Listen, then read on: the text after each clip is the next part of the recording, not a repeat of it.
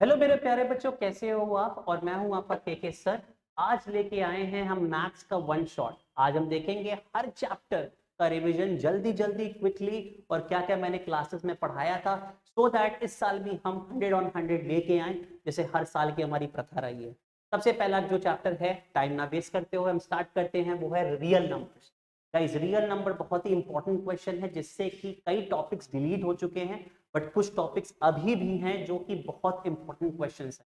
जैसे कि real numbers अगर मैं बात करूं तो कौन कौन से क्वेश्चंस आ सकते हैं आपके पास, ठीक है। तो अगर मैं रियल नंबर का आउटलाइन बनाऊं, ठीक है, अगर मैं रियल नंबर का आउटलाइन बनाऊं तो सबसे पहला क्वेश्चन जो इसके साथ आ सकता है वो कौन सा क्वेश्चन है sir? HCF into LCM is equal to product of two numbers, ठीक है। HCF into LCM is equal to product of two numbers. तो इस पे आपका क्वेश्चन आपको देखने को मिल सकता है, बहुत इंपॉर्टेंट क्वेश्चन है, ठीक है। सेकंड फॉरमोस्ट क्वेश्चन जो इसमें आ सकता है वो है फंडामेंटल अरिथमेटिक थ्योरम पे, ठीक है। Fundamental arithmetic theorem. अब सर से पूछोगे सर ये क्या चीज है, ठीक है। अगर तुमने मेरी क्लास की होगी तो मैंने बताया है कि कोई भी नंबर फंडामेंटल अरिथमेटिक के ऊपर दे सकता है, और आपको उसको ब्रेक करना है इन कंपोजिट। कंपोजिट नंबर रहेगा, आपको उसको ब्रेक करना है किसमें? प्राइम फैक्टर्स में, ठीक है। यानी 2, 3, 5, 7 के फैक्टर्स में ब्रेक करना है, उसी को हम फंडामेंटल अरिथमेटिक थ्योरम कहते हैं, ठीक है। उसके बाद जो क्वेश्चन आपको देखने को मिल जाएगा वो है word problems on HCF and LCM। Word problems, ठीक है। तो वर्ड प्रॉब्लम्स ऑन HCF और LCM में आपको दो चीजें ध्यान रखनी है। क्या रखनी है? सबसे फॉरमोस्ट चीजें क्या है कि सर जहां बोले मिनिमम, ठीक है, जहां बोले मिनिमम तुम समझना यहां निकालना क्या है हमको? HCF। क्या निकालना है? गलत, LCM, ठीक है। और जहां हमसे पूछे मैक्सिमम, ठीक है, वहां पे ये समझ लेना कि हमको क्या निकालना है? HCF, ठीक है गाइस। और एक इंपॉर्टेंट बात रखना कि मैंने तुम्हें कुछ वैरायटी ऑफ क्वेश्चंस करवाए थे, जैसे एक स्टैक ऑफ बर्फी वाला क्वेश्चन करवाया था, ठीक है। आर्मी कंटीजेंट, तो जो आर्मी कंटीजेंट जहां पूछे मैक्सिमम खाना सब तक कैसे पहुंचेगा, या तुमसे पूछ लेगा सेकंड फॉर में वो क्या चीज कि मैक्सिमम स्टैक ऑफ बर्फी में कितने टोटल, स्टैक स्टैक मतलब होता है बर्फी की थाली जहां बर्फी रखते हैं, उसमें कितनी कितने बर्फी रखे जाएंगे, तो वहां पे क्या आ जाएगा आपका? मैक्सिमम। जब मैक्सिमम मतलब HCF। फिर उसके बाद मैंने तीन वैरायटी ऑफ क्वेश्चंस करवाए थे, अगर तुम RS अग्रवाल पलट के देखोगे कि उसके सॉल्व एग्जाम्पल भी हैं, और प्लस उसको वर्ड प्रॉब्लम्स के एक्सरसाइजेस में दिया रखा है। NCERT में भी वो चीज कवर्ड है। कौन से क्वेश्चन है? जब दो लोग सर्कुलर पाथ में, जब दो लोग सर्कुलर पाथ में चल रहे हैं और एक कॉमन पॉइंट पे आके मिलते हैं, पहला केस ये, ठीक है। दूसरा केस, ठीक है, मैंने बताया था जब कोई भी घंटी, ठीक है, ये मैं थोड़ा सा डायग्राम बनाने में वीक हूँ, बट समझ लेना कि ये बेल है, ठीक है, ठीक है। कोई भी घंटी या 3 घंटी या 4 घंटी एक साथ, टोल, टोल मतलब होता है बजी। और तीसरा इंपॉर्टेंट क्वेश्चन है ट्रैफिक सिग्नल के ऊपर, ठीक है, तीन लाइट होती है, ठीक है, ट्रैफिक सिग्नल। तो ये तीन इंपॉर्टेंट क्वेश्चन जो है जहां पे दो लोग एक सर्कुलर पाथ में आके मिलेंगे, और बेल जो बजेगी, ठीक है, और ट्रैफिक लाइट जब जलेगी, तो ये तो राइमिंग सा हो गया, कुछ राइमिंग सा हो गया, ठीक है। जब जब दो लोग आपस में मिलेंगे, अगर मेरी क्लास की होगी और लिखे होगे नोट्स में, ठीक है, जब जब दो लोग आपस में मिलेंगे सर्कुलर पाथ में, तब तब घंटी बजेगी और तब तब ट्रैफिक लाइट जलेगी। ये कंसेप्ट याद रखना। जब जब ये तीनों सिनेरियो आएंगे तो के सर ने बताया कि LCM निकाल, ठीक है। तो इस इंपॉर्टेंट क्वेश्चन को भी आप करेंगे, ठीक है। इसके साथ साथ बच्चों, आपको और चीजें क्या आ सकती है एग्जाम्स में, वो बहुत इंपॉर्टेंट है, ठीक है।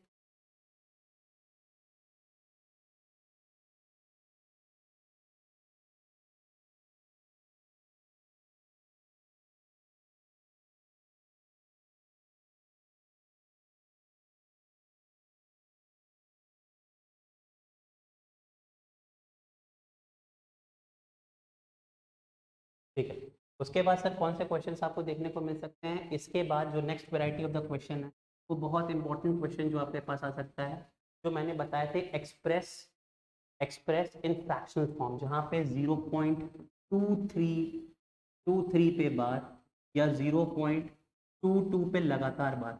ये जो सिनेरियो है, इसमें देखना तुमको दीवार बनानी पड़ती है, याद करो मैंने कंसेप्ट समझा चुका है। और इसमें तुमने ध्यान देना है कि ये डेसिमल के बाद लगातार है, तो ऑब्वियसली यहाँ पे x से स्टार्ट करोगे, और यहाँ पे देखना है कि कितने पे बार लगा है, नहीं है। इस पे बार नहीं लगा है वो एक हो जाएगा, और दोनों को साथ में लेके हम एक बार कंसीडर करेंगे ऑल टुगेदर, ठीक है। तो इस टाइप के क्वेश्चन देख सकते हैं। उसके बाद किसी भी डेसिमल को, जैसे 23/50 है, ठीक है, हमने कहा इसको डेसिमल में कन्वर्ट करना है, टर्मिनेटिंग डेसिमल वाला क्वेश्चन। तो हमने 23/50 लिया है, इसको हमने ब्रेक करना है किसमें sir, on the in factors of prime numbers, but prime number भी कौन से लेने हैं, 2 और 5 के, ठीक है। तो 2 इंटू 5 का ये स्क्वायर हो जाएगा। अब जो मैक्सिमम इसका पावर है वो हमको बनाना है, ठीक है। तो आपका यहाँ पे 23/2 पे पावर स्क्वायर लगा दो, 5 पे पावर स्क्वायर है और एक 2 लगा दो, तो बच्चों 46/10 पे पावर कितना आ जाएगा, 2, तो 46/100 हो जाएगा, यानी आपका 0.46 यहाँ पे आंसर आ जाएगा, ठीक है। तो इस क्वेश्चन को भी तुम देख लेना, क्योंकि मुझे पता नहीं क्यों कल रात में सपने में आया, और जब सपने में इस टाइप के क्वेश्चन, ये एक्सप्रेस वाला, ये वाला जो पार्ट है, इससे रिलेटेड एक क्वेश्चन आपको एग्जाम्स में देखने को गारंटीड है, 100% है, आ सकता है, ठीक है, आ सकता है, क्या आएगा कल, ठीक है। उसके अलावा एक क्वेश्चन देखे होंगे जिसमें ग्रेटेस्ट नंबर निकालना होगा बट लीविंग रिमाइंडर है। दो सिनेरियो, अगर बोल दे पूरा लीविंग रिमाइंडर है तो सबको माइनस करके एचसीएफ निकालना है, अगर बोले leave reminder in each case है तो सब में से माइनस करना, रिस्पेक्टिवली नंबर में से माइनस कर देना, और फिर जो भी नंबर तुम्हारा आएगा रेसिडुअल नंबर, उसका तुम्हें एचसीएफ निकालना। तो वो क्वेश्चन है बेटा, मैंने रियल नंबर का सब कवर कर दिया है, इतने ही क्वेश्चंस यहाँ से फ्रेम होंगे। बात करता हूँ अलजेब्रा की। अलजेब्रा के अंदर देखना क्या क्या इंपॉर्टेंट क्वेश्चंस है जो एग्जाम्स में आ सकते हैं।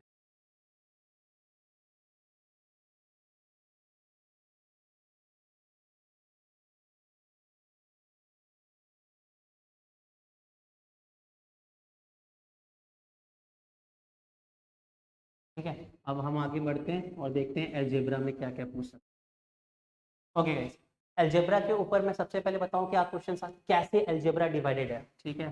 कल के पेपर में अलजेब्रा कैसे डिवाइडेड है, ध्यान देना, ठीक है। अलजेब्रा को जब मैं डिवाइड कर रहा हूँ 10th के सिलेबस में, तो इसको मैं 4 पार्ट में डिवाइड किया।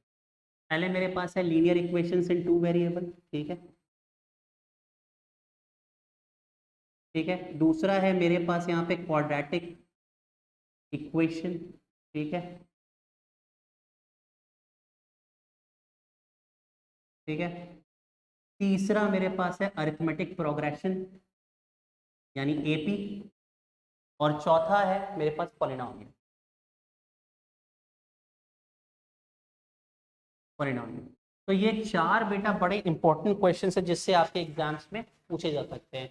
आपको 100% एग्जाम्स में जो क्वेश्चंस हैं वो इन 4 टॉपिक में से 100% आने वाले हैं। पहला है लीनियर इक्वेशन इन 2 वेरिएबल, फिर उसके बाद क्वाड्रेटिक इक्वेशन, फिर है एपी, और फिर है आपका पॉलिनोमियल। तो ये 4 जो है 100% फॉर श्योर आपके एग्जाम्स में आपको पूछे जाएंगे कि किस तरह आपको यहाँ पे क्वेश्चंस को सॉल्व करने हैं। मैं बता देता हूँ वैरायटी ऑफ क्वेश्चंस क्या क्या आने वाले हैं।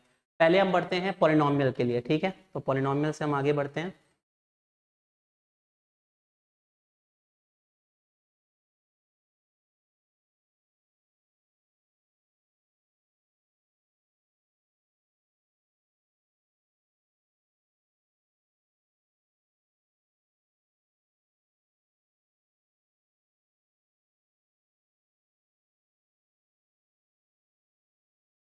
चलो पहले पॉलिनोमियल से देखते हैं हम क्या क्या क्वेश्चन आपसे पूछे जा सकते हैं। लेट्स स्टार्ट विद पॉलिनोमियल, ठीक है। पॉलिनोमियल्स के अंदर सबसे पहले आपको पता रहना चाहिए कि पॉलिनोमियल्स का डिवीजन कैसे करते हैं।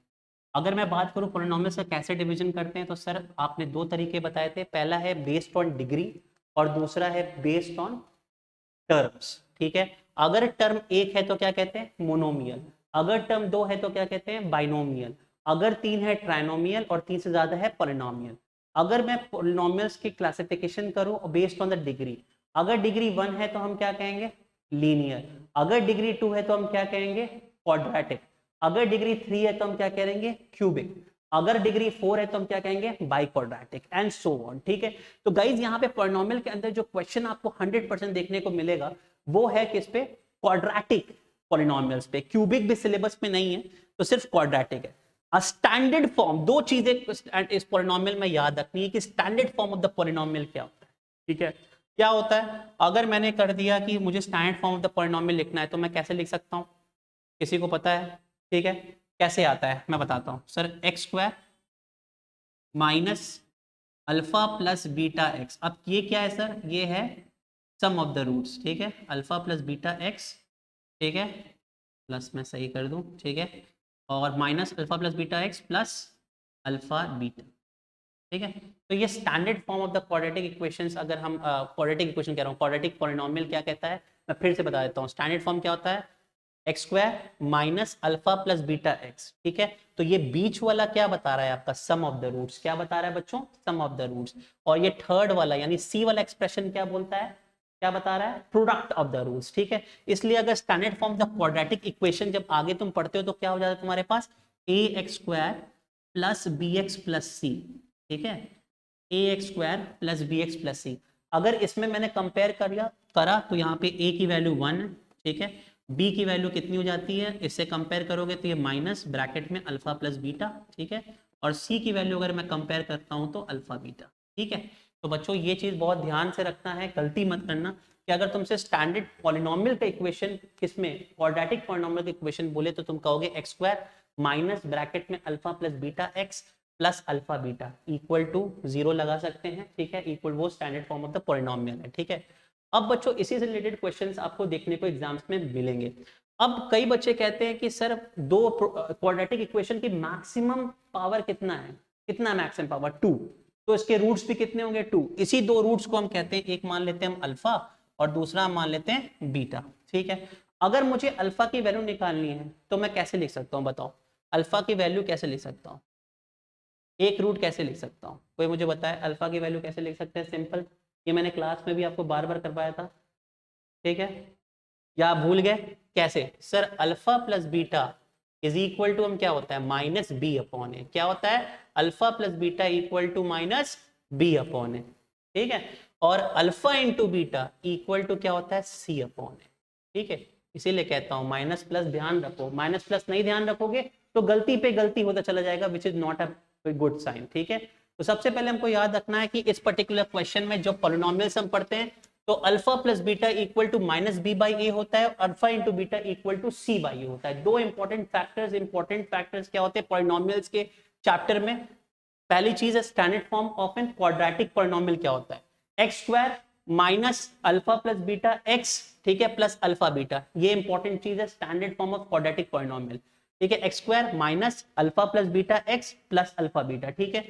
अब यहाँ पे अल्फा प्लस बीटा की वैल्यू कितनी हो जाती है माइनस बी बाई ए, ठीक है, और अल्फा इंटू बीटा कितना हो जाता है सी बाई ए। अगर तुमको अल्फा प्लस बीटा दिया हुआ तुमसे बोले कि सीधे इक्वेशन लिखनी है तो यहाँ पे सीधा वैल्यू लिख के कर देना। अगर तुमसे बोले कि इसको प्रोडक्ट को तोड़ के दिखाना तो तुम सीधे दिखाओगे भैया alpha plus beta equal minus b by a होता है, हमको किस और alpha into beta equal c by, जिसकी वैल्यू दी गई है वो करना, ठीक है।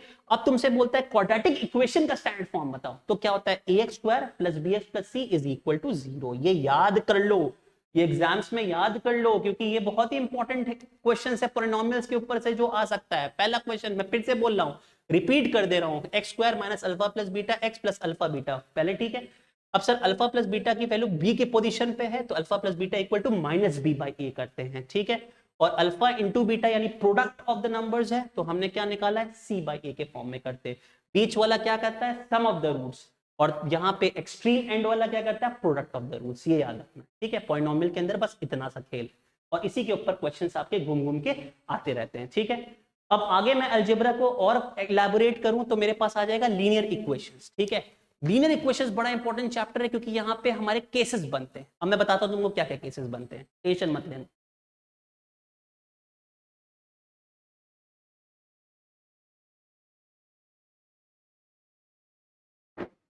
लीनियर इक्वेशन भी बहुत इंपॉर्टेंट है, एग्जाम्स में आएगा, 100% आएगा क्वेश्चंस उसके, बहुत इंपॉर्टेंट क्वेश्चंस है, देखना है हमें कि कौन कौन से इंपॉर्टेंट क्वेश्चंस लीनियर इक्वेशंस में हमारे आएंगे, ठीक है। लीनियर इक्वेशंस तरीका सॉल्व करने का आपके किताब में तो बहुत सारे तरीके हैं मैं कहना चाहूंगा, बट आपको लीनियर इक्वेशन सिलेबस में जो है वो कितने तरीके से बताया गया सॉल्व करने के लिए, ठीक है। मैं बता देता हूँ मैंने आपको क्या क्या पढ़ाया था।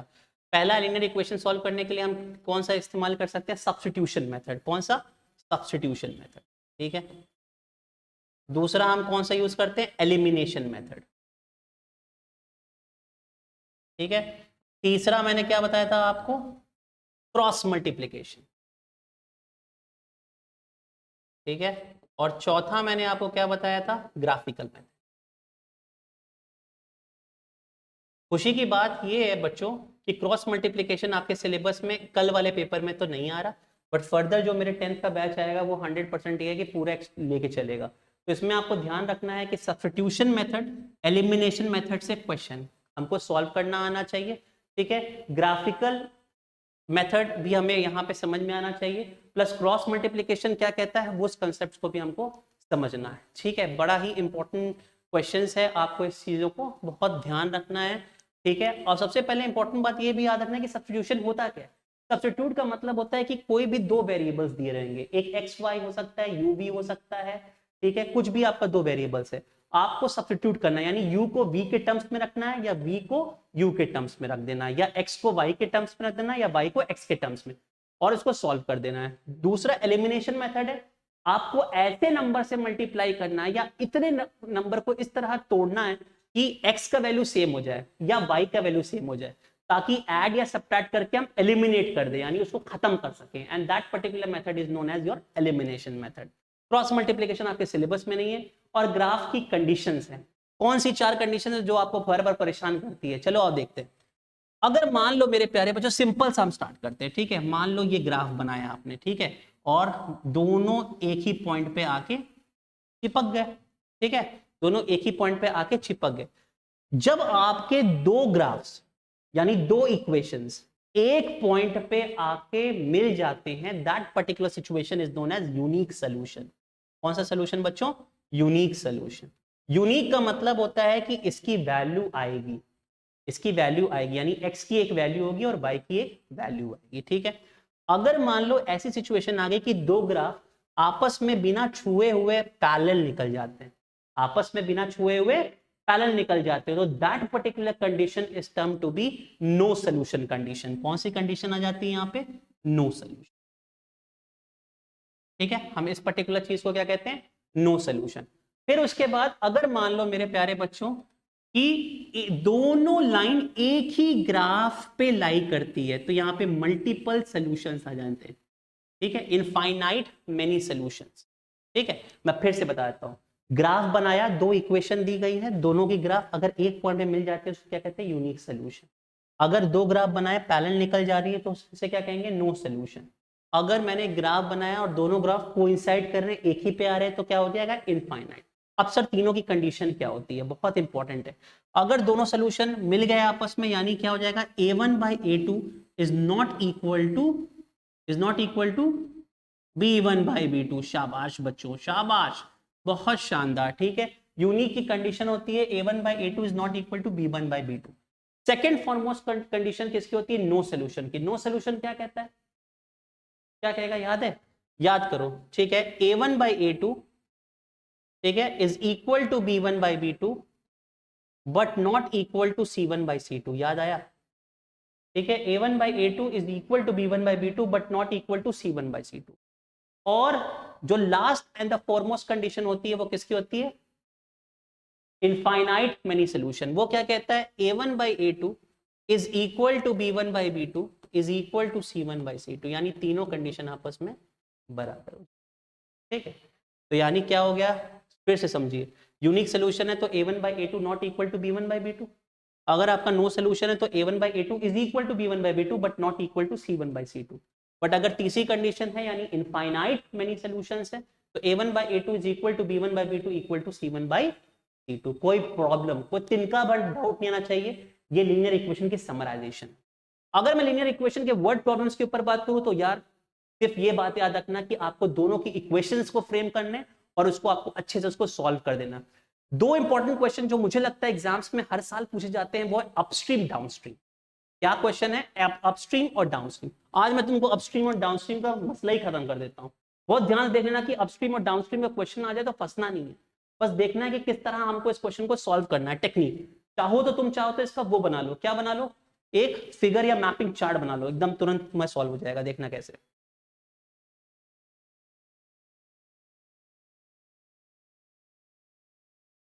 ठीक है, देखना मैपिंग कैसे करते हैं।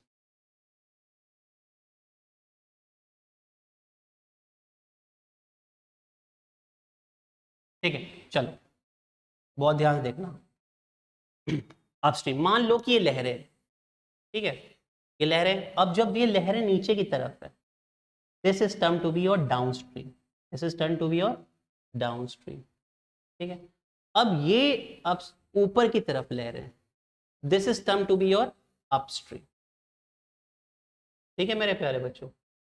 ये हो गया डाउनस्ट्रीम और ये हो गया अपस्ट्रीम। अब मान लो एक नाव चलाने वाला नाविक है और बोट को लेके चल दिया, ठीक है, बोट को लेके चल दिया। जब ये डाउनस्ट्रीम की तरफ आया तो उसको कोई कठिनाई नहीं हुई, उसको कठिनाई नहीं हुआ, आराम से लेके चला गया। तो यहाँ पे जो इक्वेशन आ जाती है वो आ जाती है एक्स प्लस वाई। क्या आ जाती है बच्चों? X plus y. अब तुम मुझसे पूछोगे सर एक्स और वाई क्या है, ठीक है। तो दो चीजें होती है, एक होता है स्पीड ऑफ द बोट और दूसरी होती है स्पीड ऑफ द करंट। ये करंट मतलब लहर, ठीक है, वो वाला करंट मत समझना, इलेक्ट्रिसिटी वाला, ठीक है। तो करंट मतलब लहर। तो एक हो जाती है तुम्हारी क्या, स्पीड ऑफ द बोट, और दूसरी क्या हो जाती है, लहर। बट अब तुम अगर यहाँ पे नाविक बोट चलाया और ऊपर की तरफ आ गया, ठीक है, यहाँ पे टिप पे आ गया, तो मतलब क्या हो गया, यहाँ पे स्ट्रगलिंग शुरू हो गई, मतलब उसकी क्या हो गई, इधर उधर डोलने लगी। और ऑब्वियसली बात है, जब बैलेंस किसी चीज का बिगड़ेगा, मान लो मैं नाव लेके चल रहा हूं और बैलेंस मेरा बिगड़ना शुरू कर दिया, दैट मींस मेरा समय ज्यादा लगेगा। इसलिए जो यहाँ पे इक्वेशन आ जाती है वो उससे हम क्या कहते हैं, एक्स माइनस। इसको क्या कह देते हैं हम, एक्स माइनस। तो एक्स प्लस वाई याद रखना क्या कंडीशन है, सिंपल लास्ट मोमेंट है। मैं तुमको हो सकता है कई लोग कह रहे होंगे सर ये रटवाने वाला सिस्टम, बट मैं क्या करूं, कई बच्चे अपस्ट्रीम और डाउनस्ट्रीम ही नहीं कर पाते। तो सीधी सी बात है, नाविक जब नाव चलाएगा बस ये याद रखना है कि जब डाउनस्ट्रीम में जाएगा तो एक्स प्लस वाई है, और जब ऊपर की तरफ जाएगा तो एक्स माइनस वाई है, क्योंकि उसमें कठिनाइयां हैं। तो अपस्ट्रीम में हमेशा देखना टाइम ज्यादा लगेगा, तुम्हारा देखना क्वेश्चन में दिया रहेगा अपस्ट्रीम में टाइम ज्यादा लगेगा, पर जब डाउनस्ट्रीम में नाव लेके चलते हो तो आराम से निकल, तो उसमें समय क्या लगता है, कम लगता है, ठीक है। तो इस बात को ध्यान रखना और इक्वेशन को फ्रेम करके सॉल्व कर देना। इतनी ही थ्योरेटिकल पार्ट है और इस पे एप्लीकेशन सब क्वेश्चंस है जो आपको देखने हैं। एनसीईआरटी पढ़ के जाना, सॉल्व एग्जांपल पढ़ के जाना और कुछ मत करना, ठीक है। और जो बच्चों को एम है कि मुझे 100 में 100 लाना है, जो ये बच्चों जो मान चुके हैं मुझे 80 से 90 के बीच में लाना है एनसीईआरटी, जिन बच्चों ने सोच के रखा है कि मुझे 100 ऑन 100 लेके आना है, एनसीईआरटी आर एस अग्रवाल, बस दैट्स इट, उससे ज्यादा नहीं। आगे बढ़ते हैं, ठीक है। इसके बाद लीनियर इक्वेशंस के बाद आ जाता है एपी, यानी अरिथमेटिक प्रोग्रेशन। अरिथमेटिक प्रोग्रेशन के ऊपर कई, सिर्फ हमारे पास कितने फॉर्मूले चलते हैं, 3 फॉर्मूला, और 3 फॉर्मूले में पूरा एपी समाया हुआ है। तीनों फॉर्मूले हम देख लेते हैं, बहुत आसान सा है, ठीक है, ट्रबल भी नहीं आएगा और आपको समझ में भी आ जाएगा कैसे होगा, ठीक है। पहले देखो एपी में क्या है, अरिथमेटिक प्रोग्रेशन। अगर मुझे nth टर्म, एपी पहले होता क्या है, व्हाट इज एपी? एपी का मतलब होता है कि किसी भी पर्टिकुलर सीरीज का एक प्रॉपर पैटर्न हो, एक प्रॉपर सीक्वेंस है, तो इस सीक्वेंस के लिए एक टर्म आता है, that is term to be your common difference. तो सबका जो कॉमन डिफरेंस वो आपस में क्या होना चाहिए, बराबर होना चाहिए। फॉर एग्जाम्पल अगर मैं दे दूं एक सीरीज, यानी 5, 10, 15, 20, पहले कुछ टर्म्स होते हैं हम देख लेते हैं जो कि आपको पेपर में लिखने होंगे। फर्स्ट टर्म यहाँ पे 5 है, यानी a1 का वैल्यू कितना हो गया, 5 है। फिर उसके बाद यहाँ a2 का यानी t2 का वैल्यू कितना हो गया, 10, t3 15 and 20 and so on, ठीक है। अब कॉमन डिफरेंस निकालना है, तो common difference will be equal to t2 minus t1, ठीक है। तो that is equal to 10 minus 5 कितना हो गया, 50, 10 माइनस 5 कितना हो गया, 5। तो ये कॉमन डिफरेंस सबके लिए सेम रहेगा, 15 में से 10 गया वो भी 5 होगा, 20 में से 15 गया वो भी 5 होगा, ठीक है। तो इसको आपको धीरे धीरे आगे आगे करते चले जाना है, फिर क्वेश्चंस को देखना है, ठीक है। उसी तरह आपका फॉर्मुलेस क्या क्या होता है, tn equal to a plus n minus 1 d, tn equal to a plus n minus 1 d, ठीक है, इसको ध्यान रखना है। दूसरा फॉर्मूला होता है sn equal to n by 2 bracket में 2a plus n minus 1 D, बच्चों ये ध्यान में रखना है। अगर मुझे सम निकालना है तो sn equal to n by 2 bracket में 2a plus n minus 1 D. अगर मुझे सिर्फ टर्म निकालना है tn equal to a plus n minus 1 d, सिर्फ ये। अगर मान लो मैंने फर्स्ट और लास्ट टर्म दिया हुआ है और फिर सम निकालना है, तो सीधे ये फॉर्मूला हो जाएगा sn equal to n by 2 bracket में a प्लस l, ठीक है बच्चों, ये ध्यान में रखना, where a is the first term and l is the last term, ठीक है।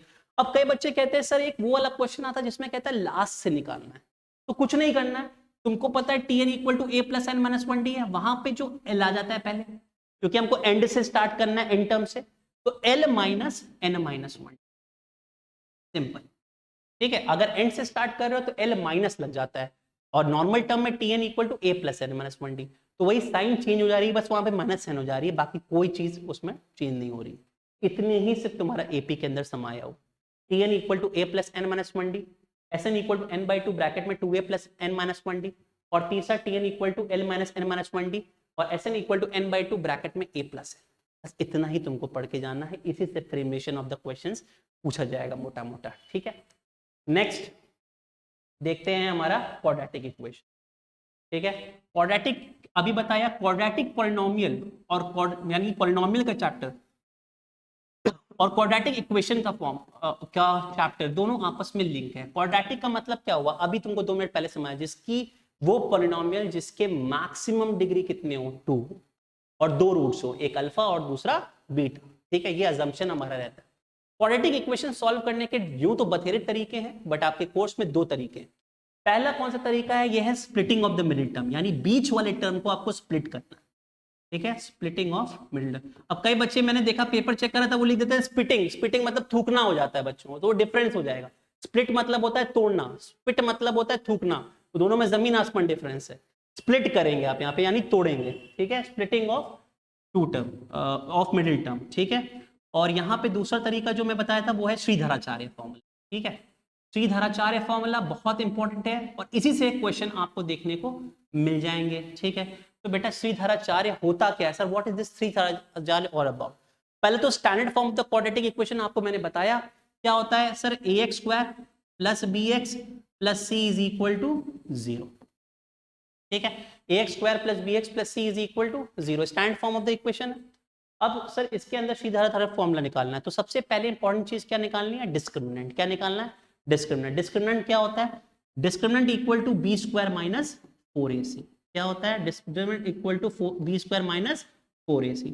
अब सर इसी को फॉर्मूले में लगाना है, यानी x की 2 वैल्यू आएगी। क्यों x की 2 वैल्यू आएगी, क्योंकि 2 रूट्स है यानी 2 जीरोस हैं। तो कितना हो जाएगा x का value minus b plus minus under root of d upon 2।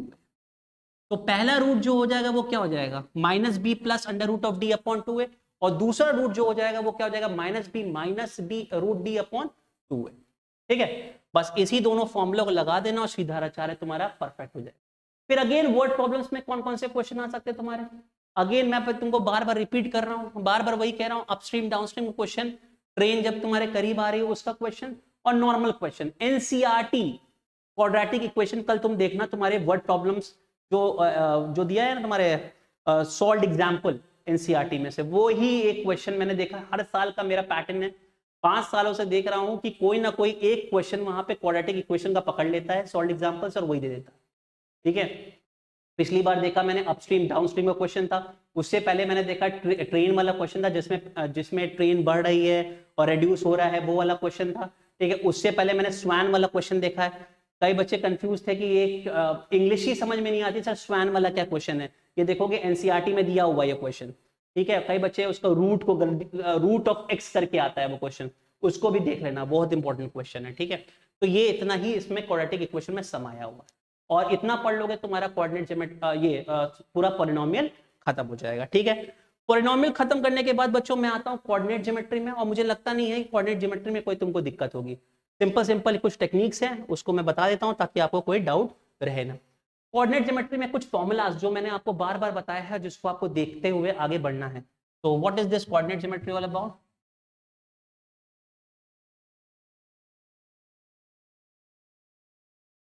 कौन सा फॉर्मूला है, पहला का सबसे बेसिक फॉर्मूला क्या होता है, डिस्टेंस फॉर्मूला। कौन सा फॉर्मूला होता है, distance formula. Sir distance formula क्या होता है, अंडर रूट ऑफ, मान लीजिए ये लाइन है, ठीक है, एक पॉइंट मैंने मान लिया x1 y1 और दूसरा पॉइंट मान लिया मैंने x2 y2, और फिर इन दोनों के बीच का हमको टोटल डिस्टेंस निकालना। तो क्या हो जाएगा, x2 माइनस x1 का whole square plus y2 minus y1 का होल स्क्वायर। सिंपल सा फॉर्मूला है और सीधे इंप्लीमेंट कर देना, ठीक है, और क्वेश्चन को सॉल्व कर लेना। क्या होता है, x2 माइनस x1 का whole square plus y2 minus y1 का होल स्क्वायर। इसमें क्वेश्चन आपको कल पेपर में आ रहा है वो इक्वी डिस्टेंस वाला, इक्वी डिस्टेंस की दोनों का डिस्टेंस आपस में बराबर होगा, वो वाला क्वेश्चन 100% देख लेना। उसके बाद डिस्टेंस के बाद जो इस पे क्वेश्चन फ्रेम होंगे वो है सेक्शन फॉर्मूला। कौन सा formula, section formula. Section formula क्या करता है, अगर बच्चों आपको ध्यान होगा तो मैंने आपको ये चीज भी समझाई थी। कैसे, मैंने मान लो कि मैंने क्या बोला था, मान लो कोई किसी रेशियो में डिवाइड कर रहा है, उस रेशियो को मैंने कह दिया था m1:n मान लेते हैं, ठीक है। m:n के रेशियो में हमने काट दिया इसको, ए की वैल्यू मान लो मैंने मान ली है x1 कॉमा y1 और बी की वैल्यू मैंने मान ली है क्या x2 कॉमा y2। ठीक है, अब मुझे इसको बताना है सेक्शन फॉर्मूला कैसे सॉल्व होगा। This m will be multiplied by x2 और this plus n will be multiplied by x1। ठीक है, और नीचे m प्लस n। मैं बता देता हूँ, पहला पॉइंट x का पॉइंट क्या हो जाएगा, फिर से m x2 plus n x1 upon x1 plus x। ठीक है, दूसरा में क्या हो जाएगा, ये हमारा x के लिए।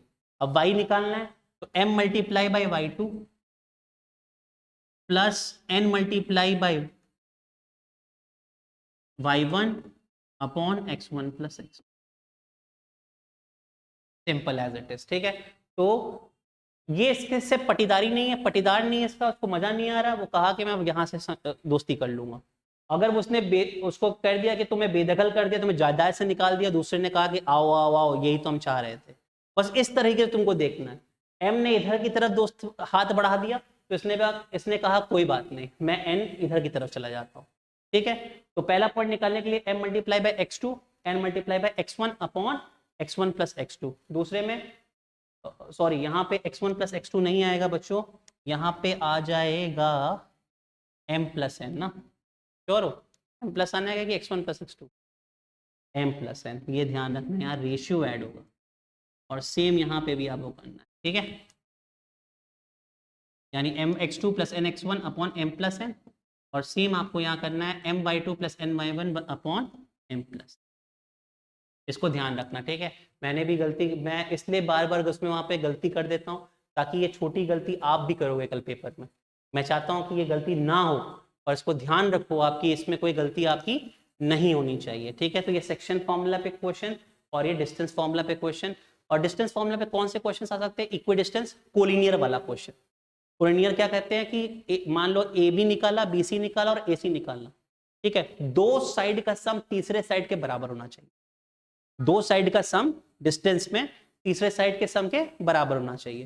पैरेललोग्राम का क्वेश्चन, ठीक है, उसकी प्रॉपर्टी पे क्वेश्चन, ठीक है, इक्वी डिस्टेंस के क्वेश्चन, ये सब क्वेश्चन हमको कल एग्जाम्स में देखने को मिल सकते हैं।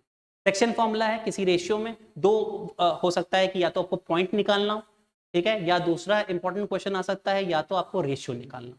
फॉर्मूला आपका यही लगेगा और फिर इसको आप सॉल्व कर सकते हैं। ठीक है, कोऑर्डिनेट ज्योमेट्री के बाद अगर मैं बात करूं, मैं आता हूं मेरे फेवरेट चैप्टर में जो है मेंसुरेशन। गाइस, मेंसुरेशन की कितनी वीडियोस बनाऊं उतनी कम है आपके लिए। आप YouTube पे जाके एक स्पेशल मेरा डाल सकते हैं, मेंसुरेशन ऑफ के सर। उसमें आपको सब कुछ मैंने पढ़ा दिया। क्यूबॉइड सबसे पहले याद करना, चलो और वर्बली रिवाइज कर लेते हैं, ये भी एक बहुत ही अच्छा तरीका है वर्बली रिवाइज करने का। ठीक है, मेंसुरेशन को चलो मैं तुमको बता देता हूँ।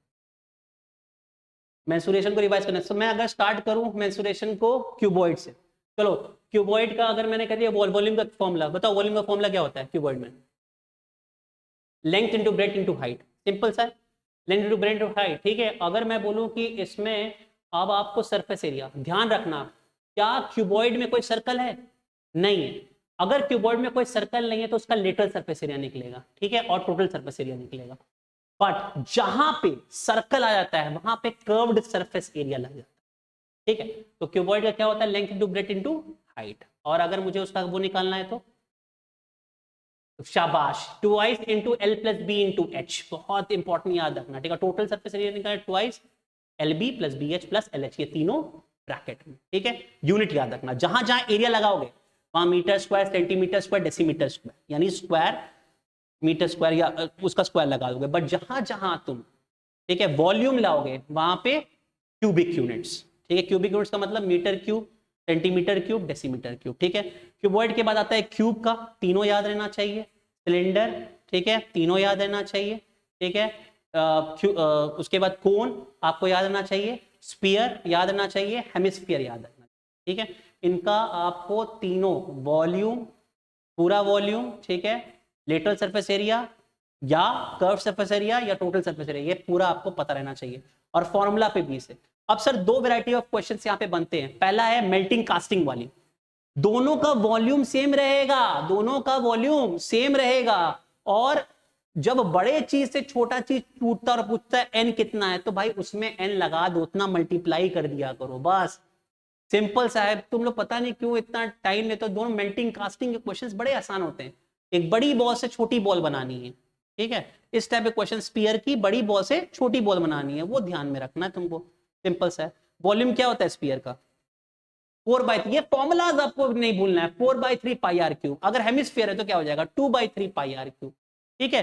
लेटरल सरफेस एरिया क्या है, तो क्या हो जाएगा स्पीयर का 4 पाई आर स्क्वायर। अब इसी को मैंने कह दिया हेमिस्फीयर में 2 पाई आर स्क्वायर, रट थोड़ी ना रहा हूं, सिंपल कंसेप्ट।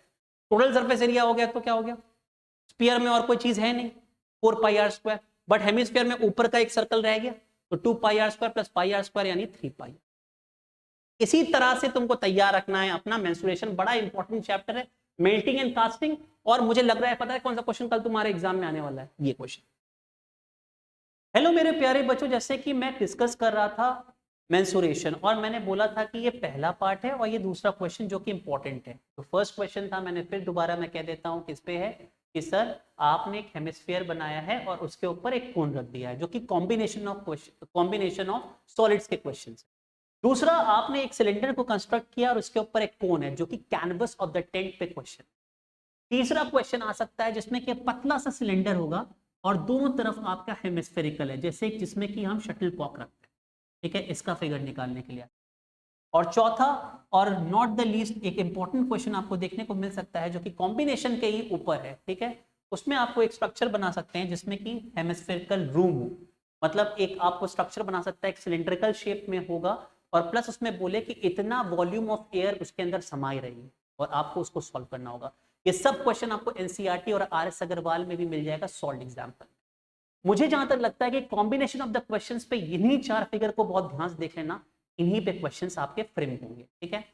जैसे कि मैंने तुमको फिर दोबारा मैं रिपीट कर रहा हूं कि मेंस्ट्रुएशन पे क्वेश्चन, मेल्टिंग और कास्टिंग के क्वेश्चंस और कॉम्बिनेशंस ऑफ क्वेश्चंस जो सॉलिड्स के क्वेश्चंस है उस पे ज्यादा फोकस करना है, उसी से क्वेश्चन इधर से उधर आता रहेगा। मैं मेंस्ट्रुएशन की सबसे खास बात आपको क्या बताऊं कि 5 साल का क्वेश्चन पेपर मैंने डिफरेंट देख ही नहीं रहा, वो नंबर चेंज कर रहा है सीबीएसई बोर्ड, और फिर बार बार यही क्वेश्चंस बार बार रिपीट कर रहे हैं, तो ये आप लोग के लिए ब्रह्मास्त्र है, ठीक है। पार्ट 2 में अब आगे बढ़ते हैं और देखते हैं कि और क्या टॉपिक्स है जो हमारे एग्जाम्स में बड़ी इंपॉर्टेंट है, ठीक है। तो सबसे बड़ा इसके बाद जो इंपॉर्टेंट टॉपिक आता है वो है आप जिससे घबराते हो, वो है ट्राइंगल्स और सर्कल्स, ठीक है। तो ट्राइंगल्स और सर्कल से हम सभी घबरा जाते हैं, जैसे कि मैंने ऑब्जर्व भी किया है कि काफी ऐसी प्रॉब्लम्स आती रहती हैं कि जहाँ पे आप मुझसे कहते हो कि सर सबसे टफ प्रॉब्लम है। Thank you sir, thank you Nandan ji, thank you for helping me out, ठीक है। द सेकेंड इंपॉर्टेंट थिंग जो इसमें बैठता है वो है, जो सेकेंड है आपका बहुत इंपॉर्टेंट चीज, वो टॉपिक जो है वो है सर्कल्स, और दूसरा है ट्राइंगल्स, ठीक है। तो ये दोनों टॉपिक भी बड़ा इंपॉर्टेंस है, जो आपको इस ज्योमेट्री में पूरे नंबर दिलाने की कोशिश करें। भैया सर्कल से जब भी क्वेश्चन आएगा सिंपल से याद रखना कि एक सर्कल है, ठीक है, एक टैंजेंट है, ठीक है, और एक पॉइंट ऑफ कांटेक्ट है, तो ये नीचे होगा, अगर ये ऊपर की तरफ बना दोगे तो सीकेंट हो जाएगा, ठीक है। तो इस बात का तुमको ध्यान रखना है कि जब भी तुम इसको बनाओ तो इसको हमेशा इस टैंजेंट को छुआते हुए ले जाना, ठीक है। जैसे ही अगर तुमने इसके देखो इस तरह बना सर्कल, अब इसके यहाँ से तुमने ले गया, अब टैंजेंट कंप्लीट हुआ, तुमने अंदर से ले गया तो वो सीकेंट कहलाएगा। प्रॉपर्टी क्या कहती है कि a tangent passing through a point of contact is perpendicular to the radius, अगर कोई रेडियस से परपेंडिकुलर नीचे गिर रहा है और एक पॉइंट ऑफ कांटेक्ट पे टैंजेंट बना रहे हैं, तो ये वाला जो एंगल होगा that will be equal to 90 degree, ठीक है। That is OA is perpendicular to tangent B, ये तुमको याद रखना है, ठीक है। दूसरा इंपॉर्टेंट है इक्वी डिस्टेंस पे क्वेश्चन, देखे होगे मैंने बार बार क्लासेस में भी कहा है कि मान लो कि यहाँ पे हमारा क्या रखा हुआ है, ठीक है, एक external point of a circle है। मैंने कहा कि प्रॉपर्टी क्या कहती है, कोई भी एक्सटर्नल पॉइंट से अगर हम दो टैंजेंट बनाते हैं, यानी एक ऊपर एक नीचे, दोनों टैंजेंट आपस में बराबर होती हैं, तो length of the tangent drawn from an external point of a circle are equal. एक इंपॉर्टेंट बात इस चैप्टर में और याद मेरे प्यारे बच्चों रखना है कि इन दोनों ही थ्योरम पे क्वेश्चन बेस आएंगे, बट कई बार 1 नंबर के क्वेश्चंस में आ सकता है कि किसी भी सर्कल पे आप कितना टैंजेंट बना सकते हैं। तो किसी भी सर्कल पे मैं इनफाइनाइट नंबर ऑफ टैंजेंट्स, कितने भी टैंजेंट्स खींच सकता हूं, कभी ये कभी ये कभी ये कभी ये, इनफाइनाइट। बट अगर मुझसे क्वेश्चन ट्विस्ट करके पूछ ले और बोले कि सर आप बताइए कि external point of a circle, एक common external point of a circle से आप कितने सर्कल कंस्ट्रक्ट कर सकते हैं, तो वहां पे आप कंस्ट्रक्ट कर पाएंगे बच्चों क्या, कितने सर, 2, एक ऊपर एक। ये बात ध्यान, ठीक है, सर्कल्स में इतनी सी बात है। फिर इसके साथ एक चैप्टर है जो है आपका एरियाज ऑफ द सेगमेंट, ठीक है। एरियाज ऑफ सेगमेंट में याद रखना, एरिया ऑफ सेक्टर पहले होता है theta upon 360 into pi r square, area of segment होता है थीटा अपॉन जो भी तुम अपना पूरा पहले सर्कल निकालोगे पाई आर स्क्वायर, ठीक है। उस पाई आर स्क्वायर में से माइनस करोगे सेक्टर। अगर मैं पूरे सर्कल में से उस सेक्टर को माइनस कर दे रहा हूं तो मेरे पास क्या बच रहा है, सेगमेंट बच जा रहा है। तो ये सीधे डायरेक्टली फॉर्मूला है। जैसे कि मैं बार बार कहूँ कि एक जो क्वेश्चन है तुम ध्यान देख लेना, ठीक है, रिपीट कर रहा हूँ कि एक खूंटे से एक हॉर्स को या एक काऊ को यहाँ बांध देगा और इतना तुम्हारा क्वाड्रेंट ऑफ अ सर्कल बन जाएगा। और इसी क्वाड्रेंट का तुमको पूछेगा कि कितना ग्रेस कर रहा है एक हॉर्स या एक गाय, कितना ग्रेस कर रहा है। तो भाई सिंपल से एक फॉर्मूला लगाना जो मैंने तुमको क्लास में पढ़ाया था क्वाड्रेंट का, और इसको तुम सॉल्व कर लेना।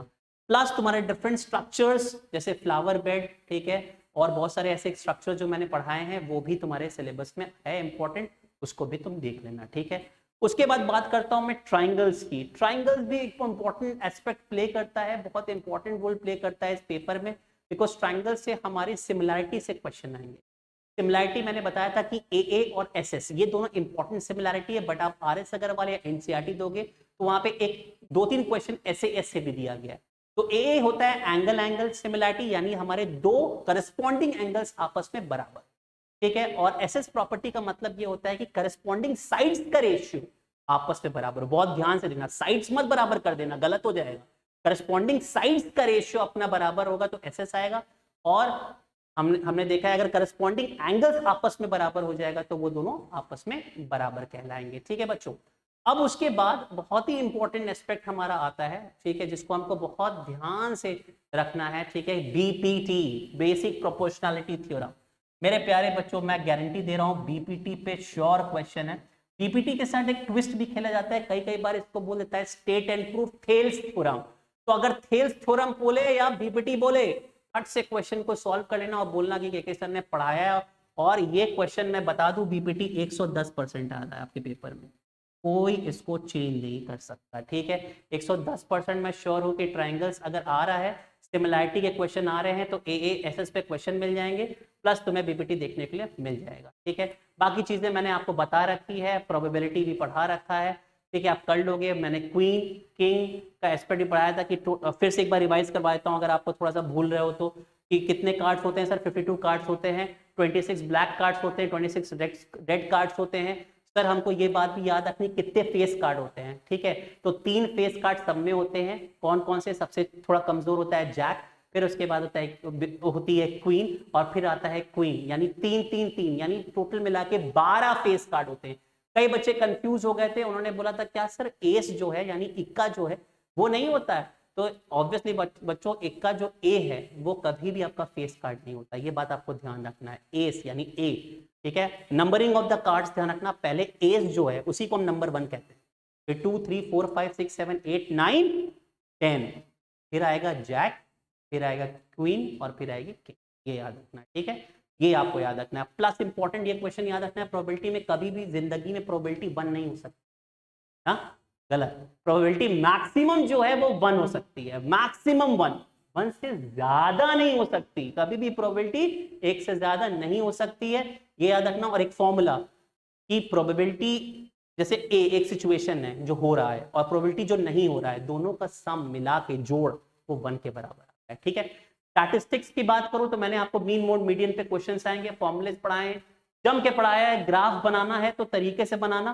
क्यूमुलेटिव ग्राफ फ्रीक्वेंसी दिखाओगे तो ढंग से बनाना, उसको देख के क्वेश्चन सॉल्व करना। और मुझे लगता है कि डायरेक्टली क्वेश्चन जो आएंगे ग्राफ्स पे नहीं, बेसिकली आपके फॉर्मुलेस पे होंगे, जैसे कि शॉर्टकट, स्टेप डेविएशन, ये सब मेथड जो मैंने आपको पढ़ाए हैं डायरेक्टली फॉर्मूला मोड मीडियन का, उस पर आपको देखने को क्वेश्चंस मिलेगा। क्यूमुलेटिव फ्रीक्वेंसी ध्यान रखना, क्योंकि कई बच्चे गलती कर रहे हैं, कभी मार्क्स बिलो और अबव, तो ध्यान रखना है कि हमको नीचे से ऊपर जाना है या ऊपर से नीचे जाना है, ये इंपॉर्टेंट एस्पेक्ट तुम तैयार रखना।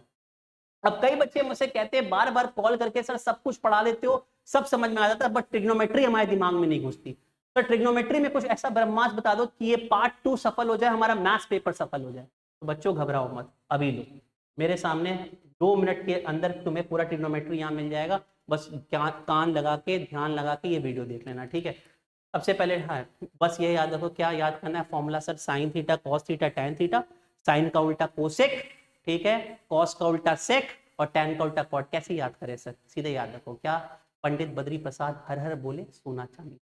दोबारा, पंडित बद्री प्रसाद हर हर बोले सोना चांदी, लिख लो, पंडित बद्री प्रसाद हर हर बोले सोना चांदी बोले। तो sine theta perpendicular by hypotenuse, cos theta base upon hypotenuse और टैन थीटा परपेंडिकुलर, हो गया तुम्हारा ट्रिग्नोमेट्री, ठीक है। उसके बाद तुमको वैल्यूज याद करनी है, साइन थीटा की कुछ वैल्यूज यानी 0, 30, 45, 60 और 90, ये वैल्यूज आपको याद रखनी चाहिए एज पर 10 सिलेबस। कैसे याद करना है सर, तो इजी है, 0, हाफ, 1/√2, √3/2 और 1, ठीक है। इसी को आप रिवर्स कर दो ऊपर की तरफ तो क्या आ जाएगा, 1 √3/2, 1/√2, ठीक है, half and then we get 0। tan निकालना तो साइन अपॉन कॉस होता है, सीधी बात है, साइन 0 और tan 0 की वैल्यू 0, tan 30 की वैल्यू कितनी हो जाएगी 1/√3, tan 45 की 1, tan 60 की √3 और इसको नॉट डिफाइन करें, ठीक है। तो ये आपका साइन कॉस tan है। और जैसे कि मैंने बताया है कि जैसे कि साइन कॉस tan एक नॉर्मल आदमी की तरह है, नॉर्मल आदमी क्या होता है, जिसका सर ऊपर होता है और पैर नीचे होता है। अब इनके जो 3 भाई हैं वो कुंभ के मेले में गए थे, मैं एग्जाम जब आपको लेक्चर में पढ़ा रहा था तो मैंने बोला वो क्या हो गए, वो मर गए और वो भूत बन गए। तो भूत हमेशा प्रैक्टिकली नहीं बोल सकते, बट ट्रिग्नोमेट्री में हमेशा ये बोलते हैं क्या होता है, भूत ऐसी व्यक्ति होती है, ऐसा प्रजाति होता है जिसका पैर ऊपर होता है और सर नीचे होता है। तो बस इतना बात याद रखना, साइन का जो भाई है वो कोसेक है, ठीक है, कॉस का जो भाई है वो आप याद रखेंगे सेक है और टैन का जो भाई है वो कॉट है। तो जिनकी जिनकी जो जो वैल्यू उसकी रेसिप्रोकल कर दोगे, यानी ऊपर क्या होता है, न्यूमरेटर सर है और डिनोमिनेटर पे पैर है, तो इन सब क्या हो जाएगा, पैर ऊपर कर देना और सर नीचे कर देना, पूरी वैल्यूज निकल जाए, ठीक है, सिंपल सी वैल्यू। और तुम कहीं गलती से भी याद नहीं हुआ, मैं उन बच्चों को बता रहा हूं जिनको पास होना और याद नहीं हो रहा फॉर्मूला, ठीक है, तुम कुछ मत करना, तुम सिर्फ कर दो साइन 0, 1, 2, 3, 4, गिनती तो आती होगी, सबको आती है, 4 से डिवाइड कर दो इसको, ठीक है, सिंपल सा है, 4 से डिवाइड कर दिया सबको, ठीक है, और सबका ओवरऑल रूट कर दो, तुम देखोगे वैल्यू आ जाएगी। सर डेमो करके दिखाओ, डेमो बहुत पसंद है। 0/4 कितना हो गया, 0, 1/4 है यानी हाफ, ठीक है, फिर उसके बाद 2/4 है, ये 1/4 कर दिया आपने, ठीक है, फिर उसके बाद मेरे पास 2 है, 2/4, ठीक है, तो 0 हाफ 1/√2 हो गया, ठीक है, बहुत बढ़िया। उसके बाद मैं फिर से कर देता हूँ, थोड़ा कॉम्प्लेक्स हो रहा होगा, आप घबराओ मत, फिर से कर देता हूँ, ठीक है। सर 0 लिख दिया आपने, 1 लिख दिया, 2 लिख दिया, 3 लिख दिया, 4 लिख दिया, ठीक है, हमने सबसे क्या किया, 4 से डिवाइड किया, ठीक है, और सबका क्या कर दिया मैंने, रूट ले, ऐसे नहीं आएगा, सिंपल सा है, यही फॉर्मूले से मैंने याद किया, तुमको भी यही याद करवाऊंगा। 0/4 क्या होता है, 0, 0 का रूट कितना हो गया, 0, 1/2, √2/2। अब बोलोगे कैसे आएगा सर ये, देखो √2 को रहने देना और ये हो जाएगा √2 इंटू √2, कट गया, कितना आ गया, 1/√2, इजी। √3 है और 4 का कितना हो जाएगा, 2, √3/2, 4/4 कितना हो गया, 1 हो गया, सिंपल है। कभी भूल भी जाओ ये फॉर्मूला भरमास याद कर लेना, खत्म हो जाएगा।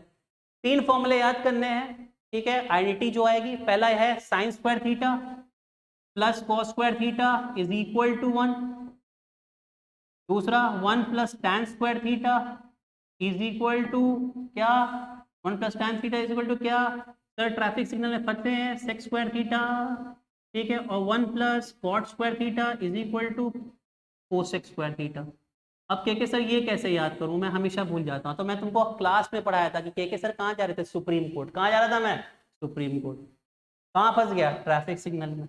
अगर ट्रैफिक सिग्नल में पकड़ा गया तो चालान हो गया, जैसे ही चालान हुआ मेरा, जैसे ही चालान हुआ मेरी गाड़ी को ले गया गया, भाई दूसरी गाड़ी खरीदनी थी, अब इस बार सोचे स्कूटी है मेरे पास, ठीक है, तो मैं सोचा कि इस बार बाइक खरीदेंगे, कोई भी बाइक खरीदते हैं क्या देखते हैं, उसका सीसी इंजन, तो भाई सी, ठीक है, हो गया, sine square theta plus cos square theta equal to 1, 1 plus tan square theta equal to sec square theta और 1 plus cot square theta equal to cosec square theta.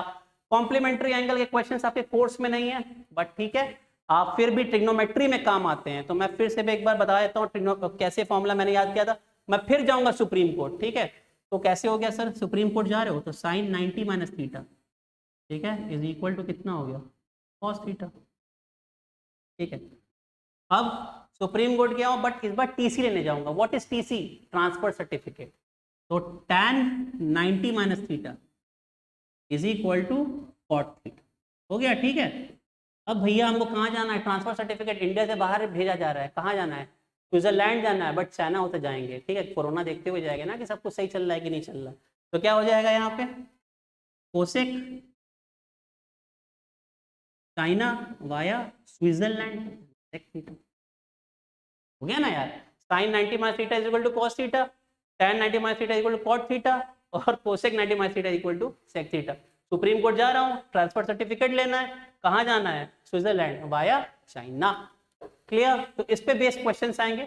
अब सर इसमें क्वेश्चन कौन कौन से आ रहे हैं कल एग्जाम में, आप लगातार 3 साल देख लो। एक क्वेश्चन आता है जिसमें tan theta plus sec theta plus 1 upon tan theta minus sec plus 1 वाला क्वेश्चन होता है, ठीक है। ये क्वेश्चन 100%, जिसमें आप या तो cos थीटा से पूरे में डिवाइड कर रहे होते हो पूरे इक्वेशन में, या तो साइन थीटा से पूरे में डिवाइड कर रहे होते हो। वो क्वेश्चन श्योर आएगा एग्जाम में, ठीक है। हर साल आता है, हर बार आता है, कहीं घुमा के देता है, कभी cos थीटा डिवाइड करने को बोलता है, कभी tan थीटा डिवाइड करने को बोलता है। तो उस टाइप का क्वेश्चन तुम जरूर देख लेना। जितने भी सॉल्व एग्जाम्पल एनसीईआरटी के वो करके जाना, उनमें से क्वेश्चंस आपके 100%। उसके बाद last topic is height and distance. Guys मैं कुछ केसेस बता रहा हूँ हाइट एंड डिस्टेंस के, जो आप एकदम ध्यान रखना, और उसी पे बेस्ड क्वेश्चंस आपको देखने को वहां पे मिल जाएंगे, ठीक है। तो आपको सबसे पहले इसमें क्या ध्यान रखना है, फर्स्ट इज बहुत इंपॉर्टेंट क्वेश्चन है कि मेरा मान लो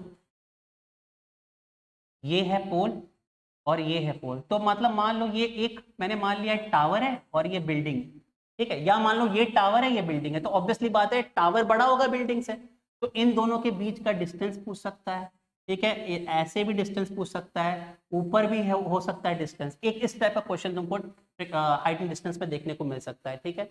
एक तुम्हारा क्वेश्चन आ सकता है कि मान लो कि ये दोनों मेरे पास, ठीक है, एक एंड पॉइंट है, लाइट हाउस है, ठीक है। अब मान लो कि यहां से एंगल ऑफ डिप्रेशन दोनों जगह बन रहा है, ठीक है। मैं एक आदमी यहां से देख रहा होगा, एक आदमी यहां से देख रहा होगा, ठीक है। तो अब भाई इनके बीच का डिस्टेंस निकालने को आ सकता है, इस टाइप का सिनेरियो बन सकता है। तीसरा आपको क्वेश्चन यहाँ पे मिल सकता है कि मान लो इसी बिल्डिंग के ऊपर हमने एक तो फ्लैग लगा दी, ठीक है, और एक तो बड़ा सा टावर बना दिया, ठीक है। अब हमसे पूछेगा कि एंगल ऑफ एलिवेशन उसके फुट तक कितनी है और एंगल ऑफ एलिवेशन उसके टॉप तक कितनी है। एक क्वेश्चन को भी देखने को मिल जाएगा, ठीक है। तो ये कॉमन सिनेरियोज है हाइट एंड डिस्टेंस के अंदर। हाइट एंड डिस्टेंस जब भी मेरे प्यारे बच्चों आए तो तुम सबसे पहले फिगर बनाओ, ठीक है। कई बच्चे क्या करते हैं, पहले क्वेश्चन सॉल्व करना है और उसकी थ्योरी गलत करते हैं। कई बच्चों ने मुझसे बोला कि सर क्या लैंग्वेज जो है, जो वर्ड जो लिखने की तरीका हाइट एंड डिस्टेंस का, क्या हमको वही रखना है कि बदलना है। तो मेरे प्यारे बच्चों मैं फिर दोबारा अपनी बात को दोहराता हूँ, आप पहले फिगर बनाओ, उसके बाद उस फिगर को एक्सप्लेन करो, फिर ये देखो कि हमें tan थीटा या cot थीटा या कोई थीटा निकाल के क्या है, कि sin थीटा निकाल के हम परपेंडिकुलर हाइपोटेन्यूज की बातें करते हैं, cos थीटा से हम बेस और हाइपोटेन्यूज की बात कर रहे हैं, या tan थीटा से परपेंडिकुलर और बेस की बातें कर रहे हैं। बस हमको ये देखना रहता है, इसमें फॉर्मूलाज लगा दो और उसको सॉल्व करो कि कल सब कुछ अच्छा होगा, आप 100 में 100 लाने वाले हैं और अच्छे मार्क्स के साथ पास करने वाले हैं। जल्दी हम आपस में मिलेंगे, क्योंकि मुझे यकीन नहीं हुआ कि ये कई बच्चे पहले ही से ही हाइब्रिड के लिए तैयारी कर चुके हो कल, क्योंकि आपका कल लास्ट पेपर है। खैर हाइब्रिड की बातें हम बाद में करेंगे, हम बाद में जानेंगे कि क्या होना है क्या नहीं होना है। बट मेरी बेस्ट विशेस वंस अगेन आपके साथ है, और मैं अपना छठा बोर्ड का पेपर देने जा रहा हूँ। कैसे छठा, शेड में 4 साल पढ़ाते पढ़ाते हो गया, यानी 5th बैच मेरा आप है। इस बार स्कूलिंग भी है मेरा, शेड हाइब्रिड एकेडमी और कोचिंग के मेरे बच्चे, ठीक है। प्लस हमारा एक बार मैंने खुद का बोर्ड दिया है, ठीक है। तो के सर की तरह ही लाना है आपको 100 में 100, ये है आपका संकल्प। आइए शेड के साथ जुड़िए और फिर करते हैं हम कीर्तिमान हासिल। Thank you so much guys, do love support this video and comment on the video section as well. कोई डाउट्स हो तो वहीं पे लिख देना, मैं उसको सोल्यूशन वहीं दे दूंगा। Thank you so much and wish you all the very best.